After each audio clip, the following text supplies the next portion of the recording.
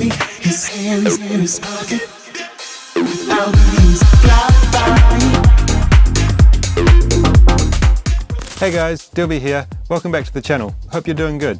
Today I've got a really fun video. We're going to look at some kind of fun, bouncy, house-influenced minimal stuff in the style of Dimmish, Max Chapman, late Replies, that type of thing. I've made a bit of an arrangement and I'm going to walk you through all the elements that I'm using to make up this groove. It's the one you heard in the intro. As always, you can download the project files, including all of the MIDI clips, the presets, the samples, the whole lot. There's a link in the description for the project, and if you're a member on Patreon, then it's already there for you. If you're not a member on Patreon yet, then follow the link and find out how it works. Patreon's an amazing platform to help support creators, and it means that I can keep bringing you these videos on a weekly basis. One more thing, the track that you can hear playing at the moment is from my new EP with Pornbugs on Bondage Music. It's doing really well in the charts. At the time of recording, we're at number 11 in the Deep House charts. If you can follow the link in the description and buy a copy on Beatport, it would mean the world to me. Let's push this bad boy into the top 10.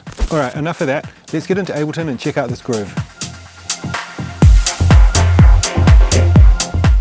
Alright, so here we are inside Ableton, and I've put together a little groove to kind of demonstrate how we can get this funky, feel-good, minimal, deep tech kind of style. So let's just take a listen through.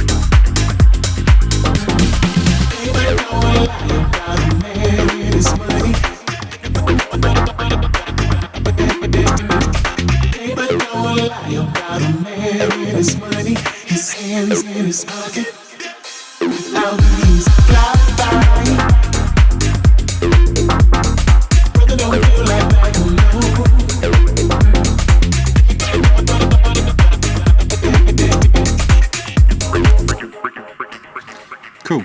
So I hope you guys like that. When I was looking at reference tracks from these guys, I noticed that they often use vocals from pretty well-known songs. A lot of them are almost remixes, so there's a lot of sampling going on. So I've got a vocal from a sample pack that I felt like fit in their style. But anyway, let's jump into it and see what's going on here. I'll show you through the drums, and then we'll get into the synths, the bass, and the vocal. So we've just got a kick here, which is 2 layers.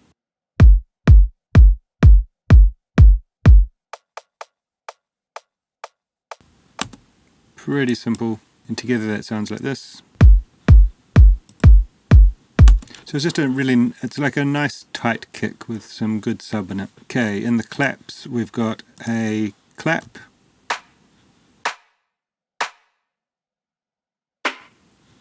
then a snare playing the same thing.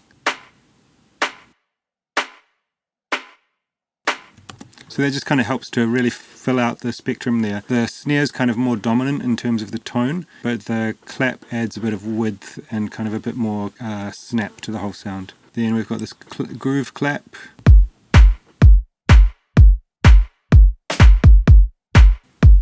So that's just kind of working with those double kicks and things as well. And then I've got a groove snare.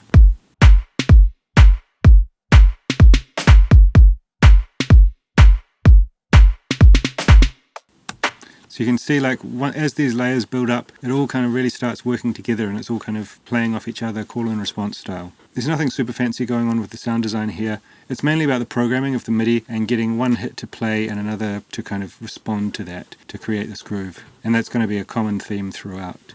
We've got this live percussion fill.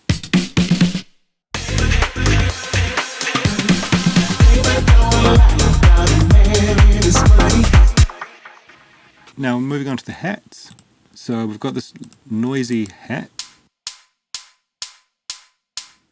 which is kind of as it says on the name, it's got quite a bit of noise in there, and it's kind of quite a unique sound. It's giving a bit of attitude to the groove. And I've got 2 layers of 16th hats. The first one is a bit lighter.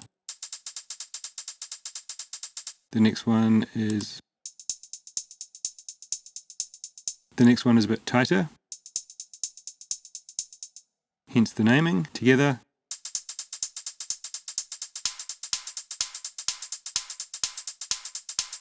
So that starts to fill out the highs, right? And this noisy hat works really well with the snare combination. Then I've got a couple of open hats. I actually made two and I couldn't decide which one to use, so I just used them both.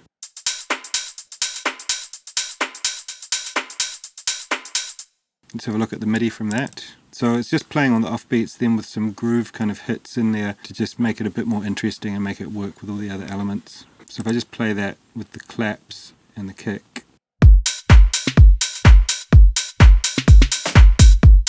So you can see it works again with all those elements, call and response style. And the next open hat.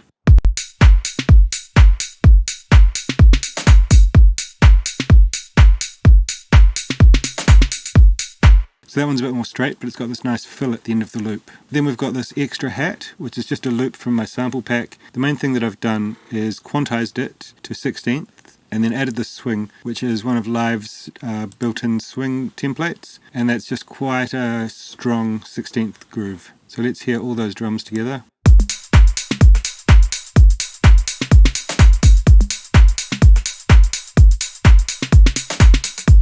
So that's already building up quite a strong groove. And then we've got some percussion sounds coming into the mix. We've got this low tom.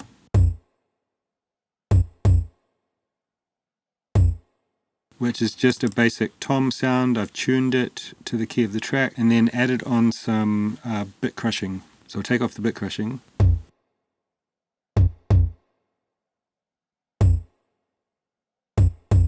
So that just really helps to kind of make it sit up in the mix so you can hear it, as well as it's got quite a lot of sub in it, which I'm rolling off because I don't want it to interfere with the bass, but it's got quite a bit of sub and that helps it to kind of elevate in the mids. So if I play that with the kick,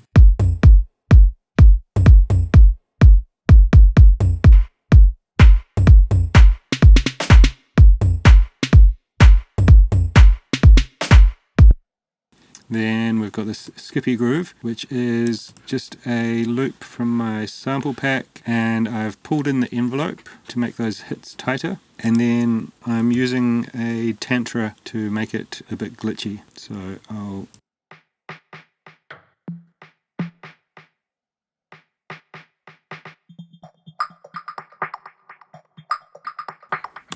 So that you can see that really changes it completely and gives it this really kind of rolling minimal groove. Next up is this tight Plucks, which is just another loop, another percussion loop. And on this one, all I've done is again pull in the envelope, and then I'm adding in some drum bus, which is just adding some saturation and a bit of compression to just make this really tight and punchy and emphasize some of the harmonics of the drum so it really sticks out in the groove. So we'll have a listen to all those percussions together.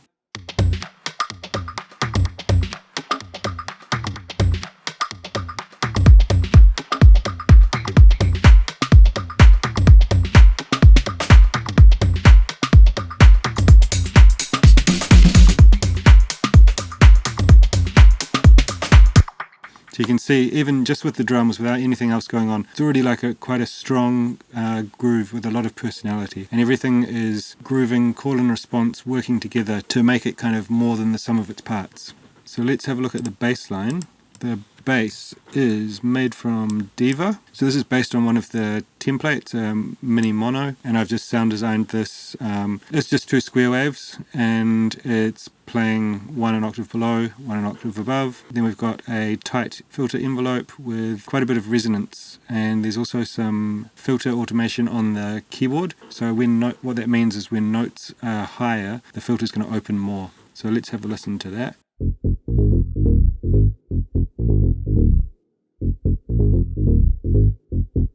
So what I've done here is, in the synth itself, I'm letting through quite a bit of frequency through the filter, but then I'm cutting it back with an EQ. And that just helps to give this subby bass line, but with a bit more harmonics in the mid-range. So we'll have a listen to that without the EQ.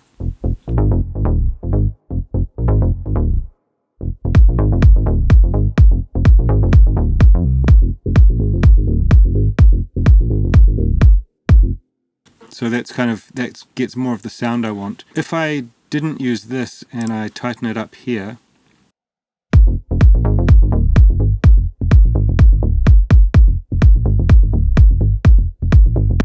see, it doesn't have the same kind of character.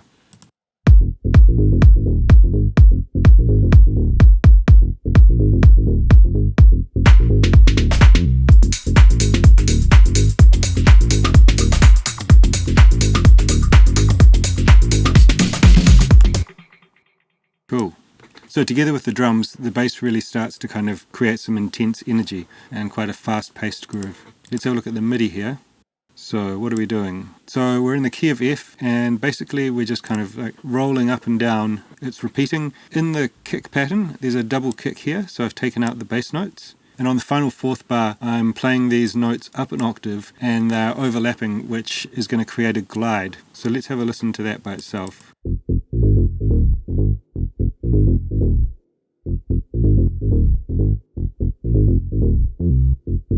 So you can hear that whomp. Really cool sound. And these notes here are also gliding from the D sharp down to the A sharp. Then I'm just sending that to a little bit of reverb and a little bit of saturation. Now let's take a look at the melodic elements.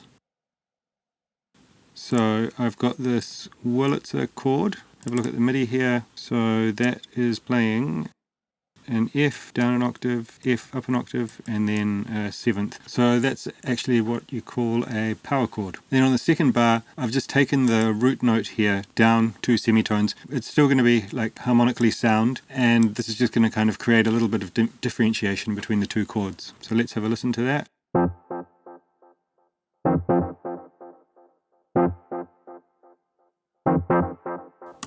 On its own, this chord here sounds a bit weird, but when it's together with everything, it sounds quite cool.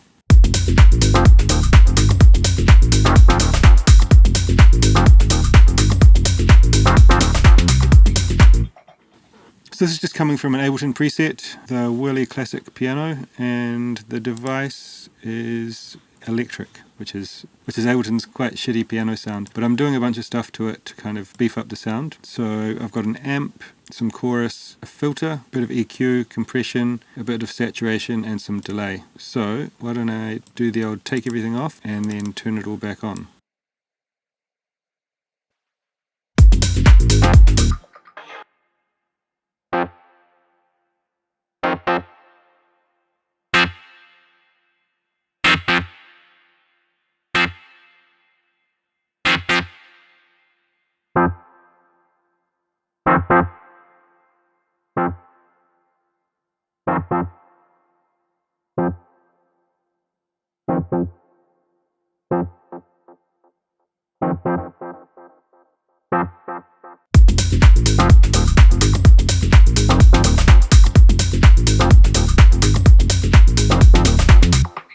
Alright, so moving on to the next element, we've got this gated pad. So this one's just another Ableton preset called Tron Strings, and it's actually an analog device.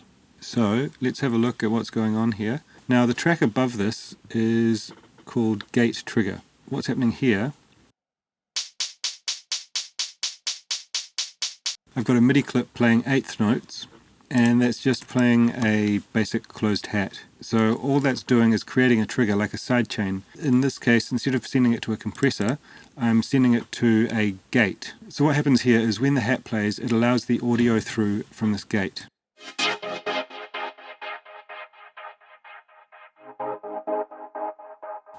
And that's what's creating that kind of ducking sound on the pad. Without it,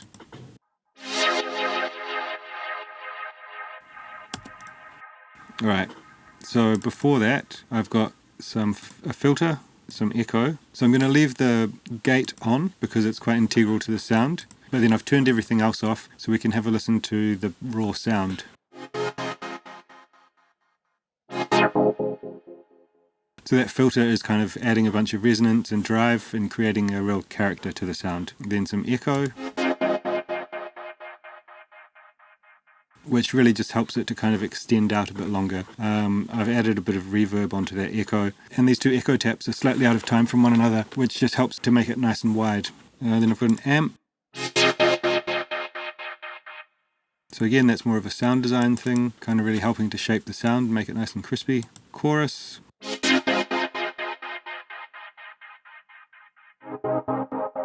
Then another delay.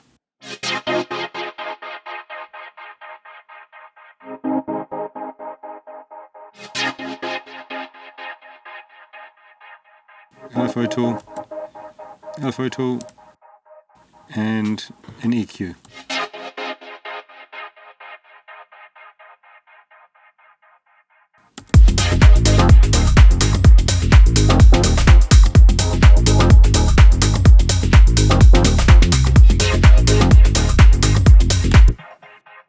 So that pad just helps to give like a really nice vibe to the track and kind of like gives some warmth and some good vibes to the track. Then I've got this acid pluck, which is just from a rack that I've made using an operator with some internal processing. Then I've got a little bit of compression on that just to kind of control the dynamics, and some LFO tool to sidechain it to the kick.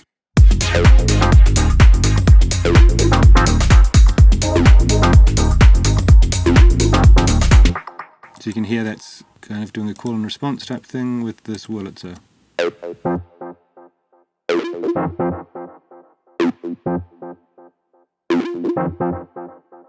Okay, now on to the vocals. So there's some cool stuff happening in the vocals. A lot of the bigger tracks that these guys do have some quite prominent samples in them. So I've gone for a vocal sound that's got a bit of a kind of throwback vibe. So let's have a listen to it. Hey, but don't lie about a man and his money.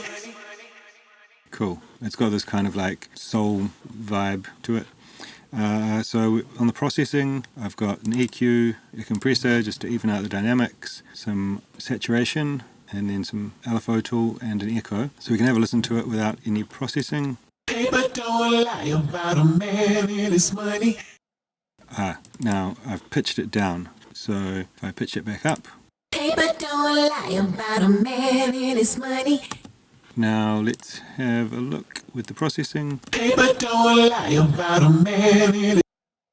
Hey, but don't lie about a man and his money.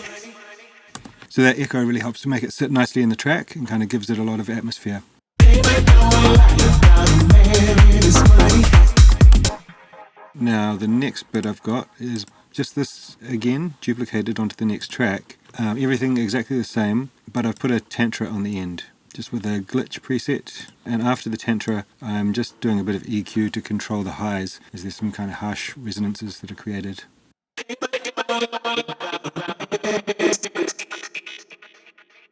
Really cool, I like that. And the reason that I'm using that is kind of like a call and response with the main vocal sample. So it's kind of like it triggers your senses, you recognize it, but it sounds different. So it allows the track to not feel so repetitive, and you're kind of like getting more mileage from one element, this case being the vocal. Now I've got this little kind of vocal effect sound that I've created using the vocal sample. So what's happening here is I've got the start of the vocal sample in a simpler, and it's playing a loop in the MIDI just across on C, and let's have a look at what this is doing. So the sample length is increasing as it goes up. So let's take a listen.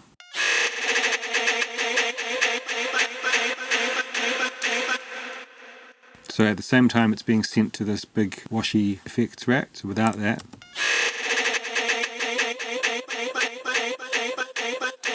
Having this reverb and delay wash really helps to make it feel like a riser.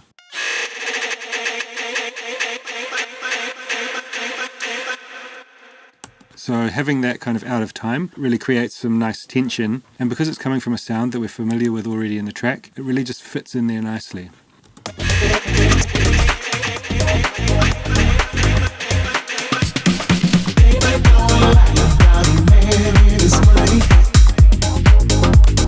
So after having the glitch sound and then this effects riser sound, it really feels like a payoff when you get the full vocal sample. And then I've just got this additional vocal texture,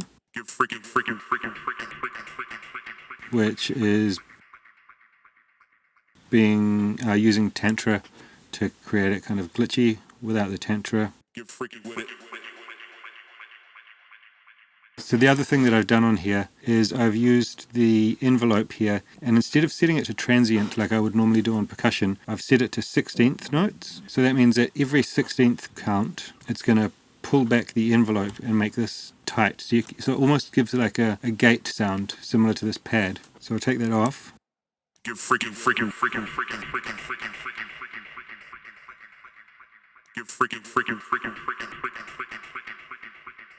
And then, yeah, sorry, it's got the tantra on it.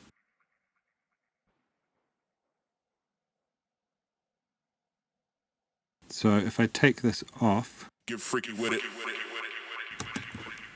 right, Get freaky with it. and then with the tantra. Get freaky.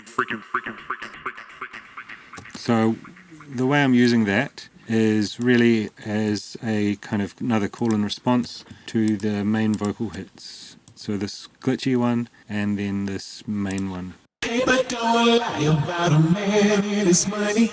Get freaking, freaking, freaking, freaking, freaking, freaking.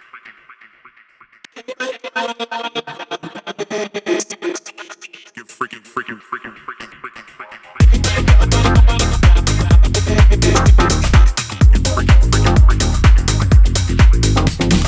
So you can see a theme happening here of like call and response, and you can notice like some of those call and responses are happening over like half a bar, and this one here is happening over 4 bars.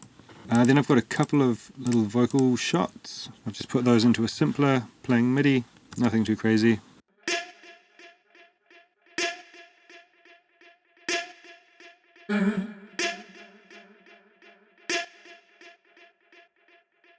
Then moving on to the effects group, I've got a crash, pretty plain 909 style crash. I've got this crash fill.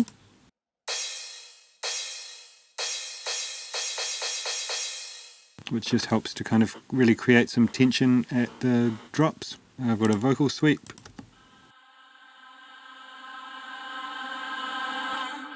So this is actually in C minor, which is like harmonically very compatible with our track in F minor. And then I've just got this reverse crash.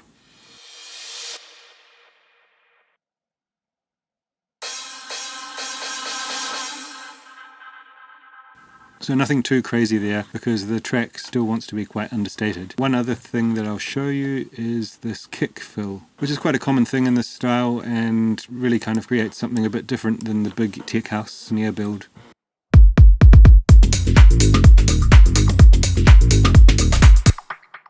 So that kick fill really helps to add a bit of anticipation at the drop and kind of prepares you for the groove to drop back in. So that's about that. So let me know in the comments what you think about the groove, about this tutorial. If you're a Patreon, then the file's already there on Patreon for you to go and grab, so enjoy those. That includes all of the samples, all the presets, all the MIDI, everything. If you're not a patron, then maybe you want to go over there and check it out. It's a great way to support creators.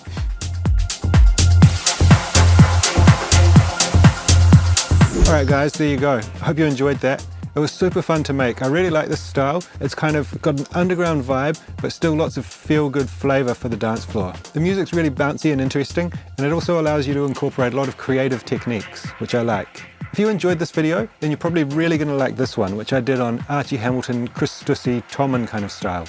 All right, well that's it from me today. We'll catch you next time. Peace.